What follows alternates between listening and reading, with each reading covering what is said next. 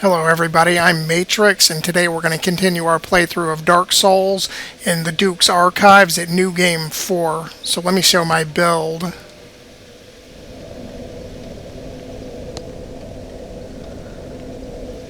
You can see that she's just a pretty standard strength faith build, maybe a little bit over leveled.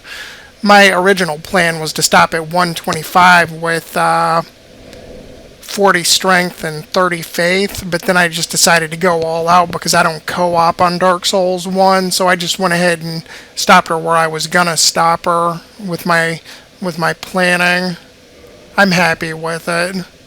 Alright, let's go.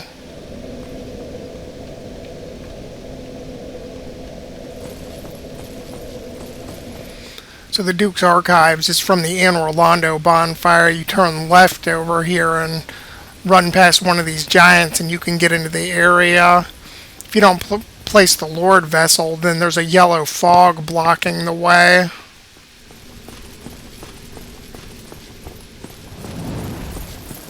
First time I got here in 2012, I came up these stairs and I didn't know how to get past there until I actually went through Anne Rolando and placed the Lord Vessel.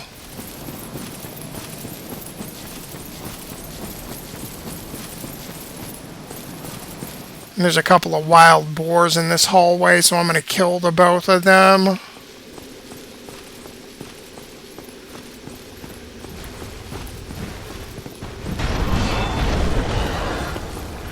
You can see that their butts are armored, so you can't do a backstab on these.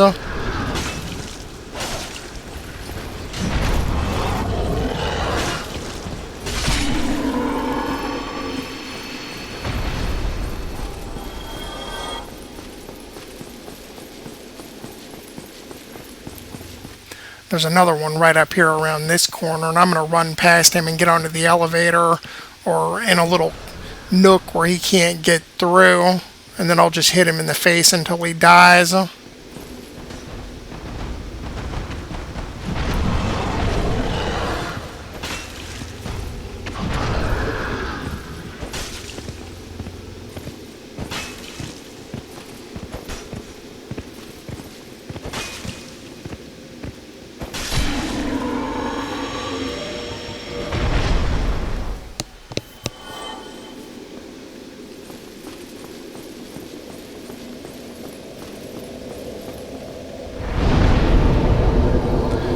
The Duke's Archives are highly magical, so I'm going to equip my Crest Shield and, of course, the Ring of Fog so I can fight with the enemies without getting jumped from multiple directions.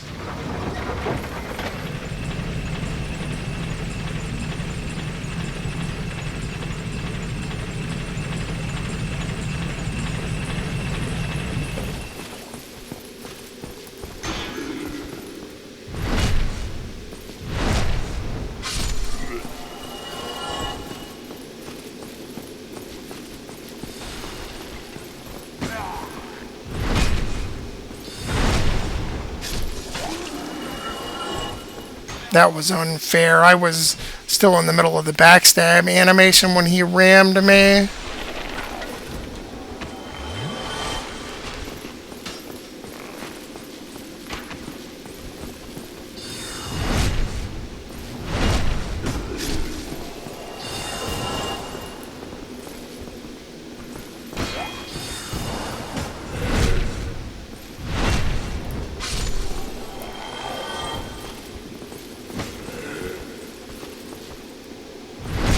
Now we're in the area where the channelers respawn from the bonfire, so if you're looking for the channeler's trident, this is where you can get it.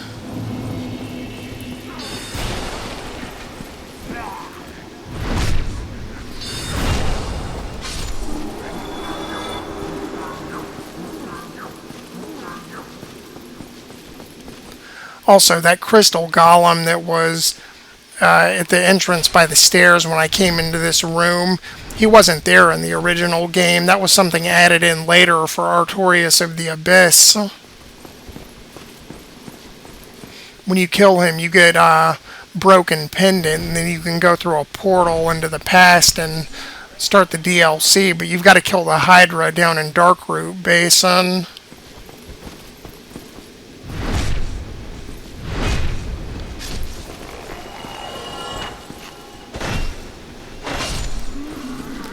I'm not doing the DLC in this playthrough because I'm not fond of the stages in that area, so you'll have to pardon me.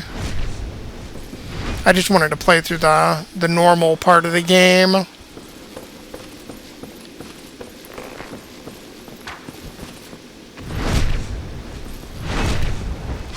The DLC is really good. It's a quality piece of work, but I don't like the stages in that area. The bosses are really good, but I don't like the stages, so I don't want to play through it.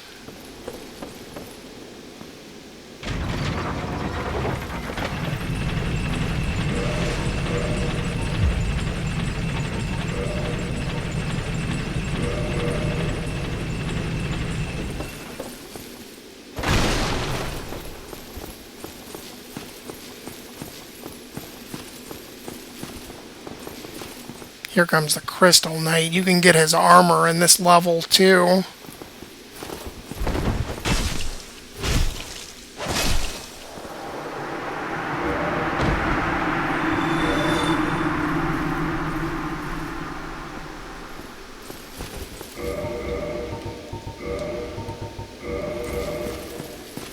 In this area, though, you have to get killed by Seath so you can get thrown in prison, so having a Ring of Sacrifice is helpful. He can also curse you, so having a rare Ring of Sacrifice will make that not a risk, or if you've got enough humanity to resist curse, then that works too. So let's go die.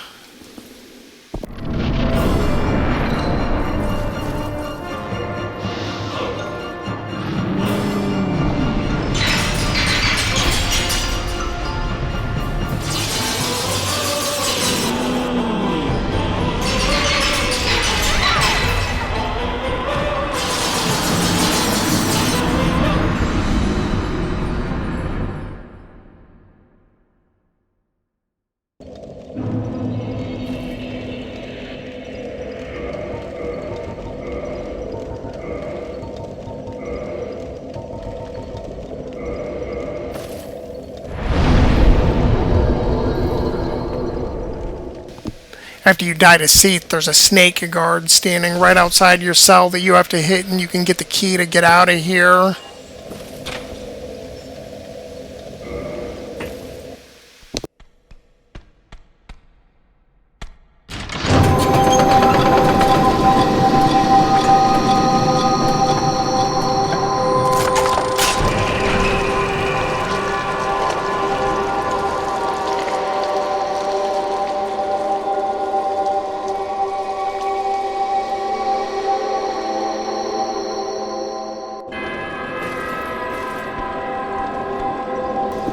Even the guards are scared of those things, so they're going to run past my cell, and then I'm going to run out and kill all of these squid-headed monsters.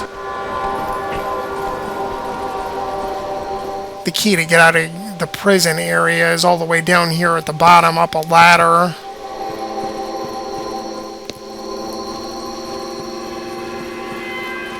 According to all the lore people back from 2012, these squid-headed monsters are implied to be maidens, cleric maidens.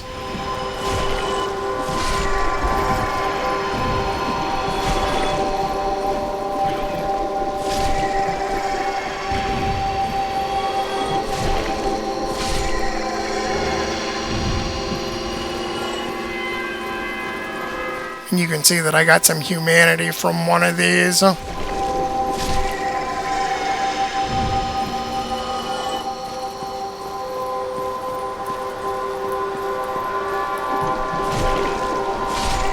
The halberd's another weapon that I really didn't like when I first played this game, because when you thrust and you miss, you stagger forward, but if you hit your enemies, you'll poke them and you'll recover a little bit faster.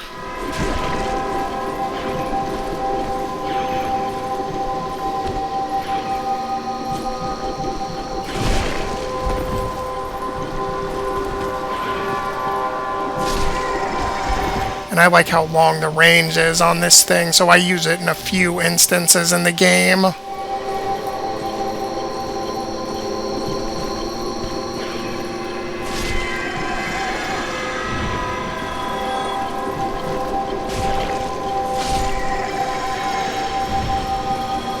So these squids will never attack you. They just sit in the corner crying, and they drop miracles that are associated with the Princess Guard Covenant.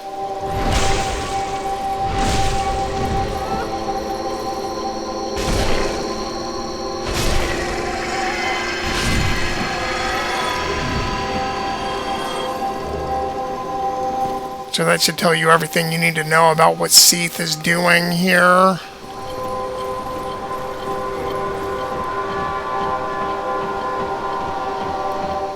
And I'm going to turn off that god-awful music after I kill the snake people up here.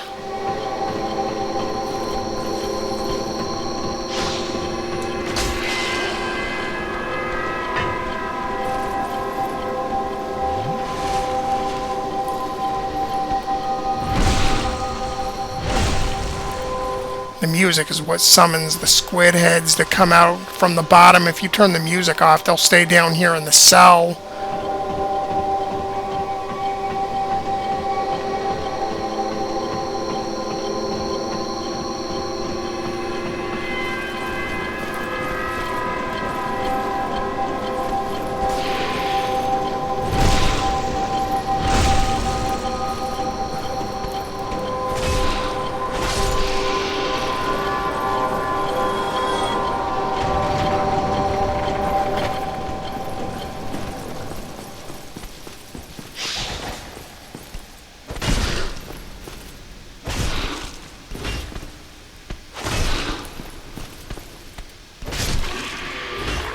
Ordinarily, I can get a backstab on that guy, but he twitched.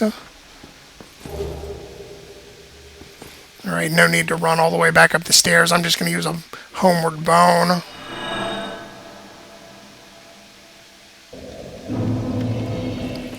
And if you run out to the extreme left, the guards won't chase you. So you can get out of here without having to fight these snake people on the stairway. See them over there?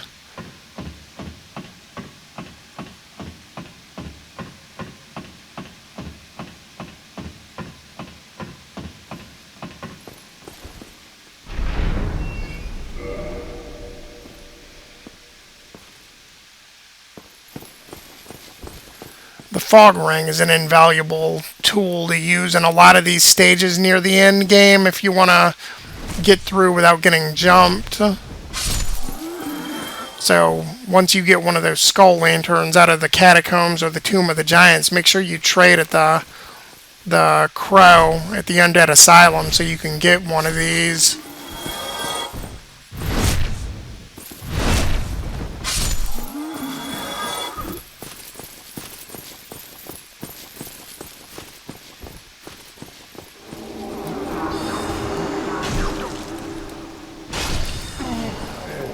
You don't kill those guys fast enough, they teleport away. But if you're using the mace and you do two-handed R2s in a row, you can stagger them twice, and then you can usually kill them on the second hit.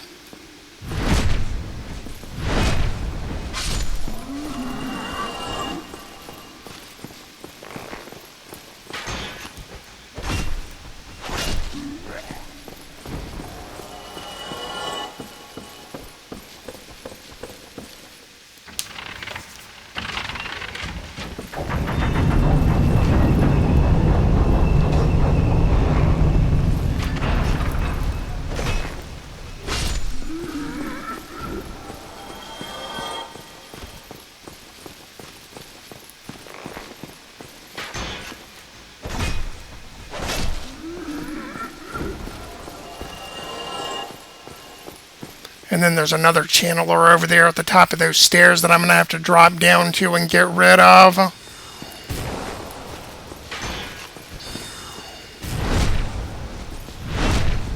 I don't like having to make this drop because he can see me even when I'm wearing the ring, and I usually get shot in the face while I'm dropping down. See?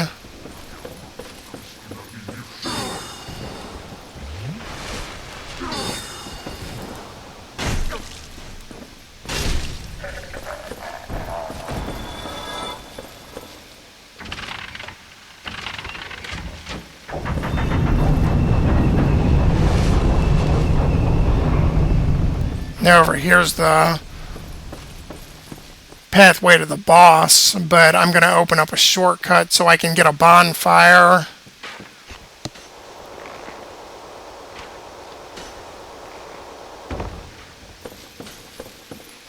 This will move some bookcases aside so you can run out here.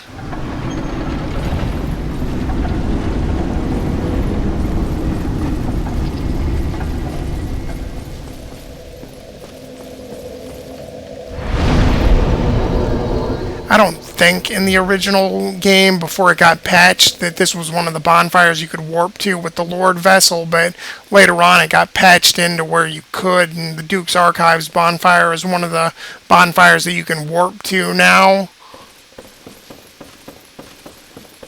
But I am playing the remastered version, so that just, it was just part of the original game when it came out.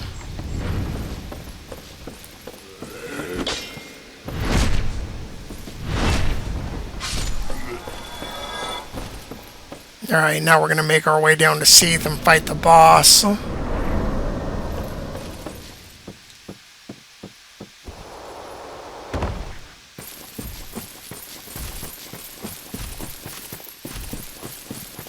If you're doing the Onion Knight's quest line, his daughter will be trapped here in one of these yellow golems, but like I keep saying, I didn't do that in this playthrough. So she's not going to be here.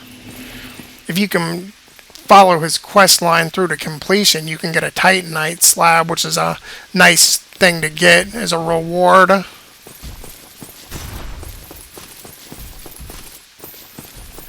Crystal Cave's pretty infamous for having invisible bridgeways, and I have fallen off of these before, and that might happen here if I'm not careful. The developers put a message on one of these bridges so you could see that it was there, but if you see the snowflakes falling, you can kind of see that there's a place to walk to.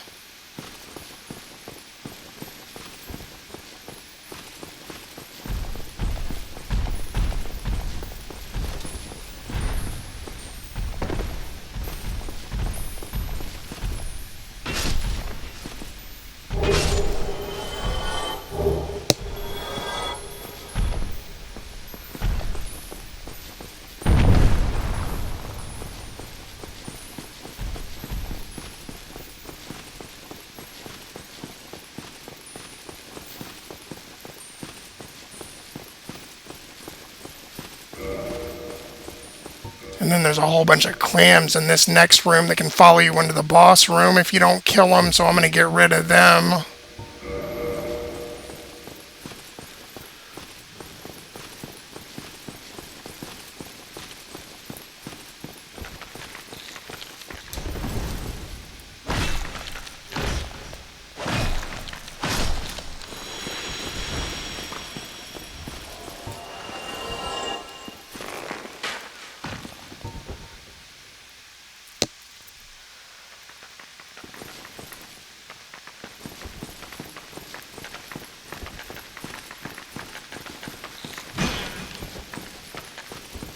So they have a couple of, a few attacks that can hurt you. The head bash, they can also eat you and degrade your gear if that happens. But they drop Twinkling Titanite too, so this is a good place to farm if you need it after you fight Seath.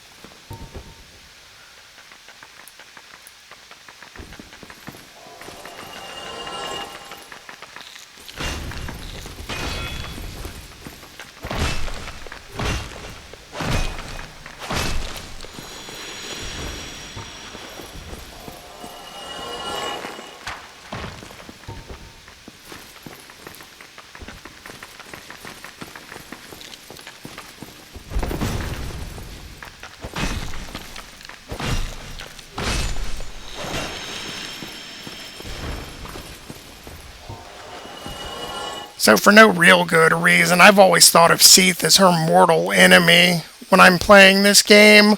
Probably because I start as a cleric and Seath is a kidnapping mad scientist. But I always make it personal with her when I'm playing.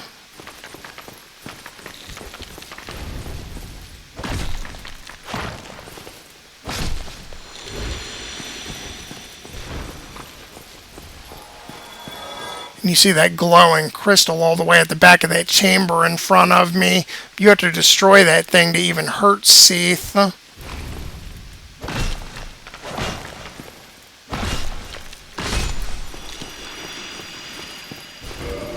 Alright, so let me get geared up and then we'll go in there.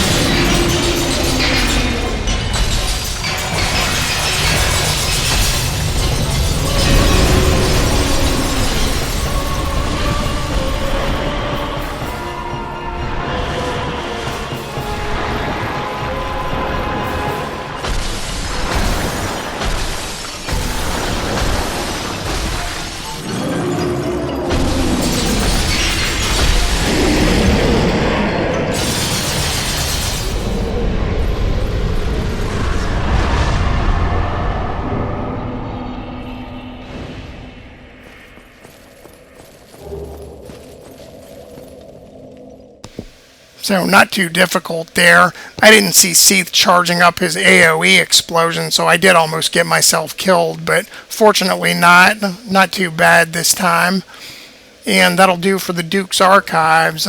I think next time we'll do the Demon Ruins and we'll do the Bed of Chaos, and then we'll move on to Gwen after that. So we're just about finished with this playthrough.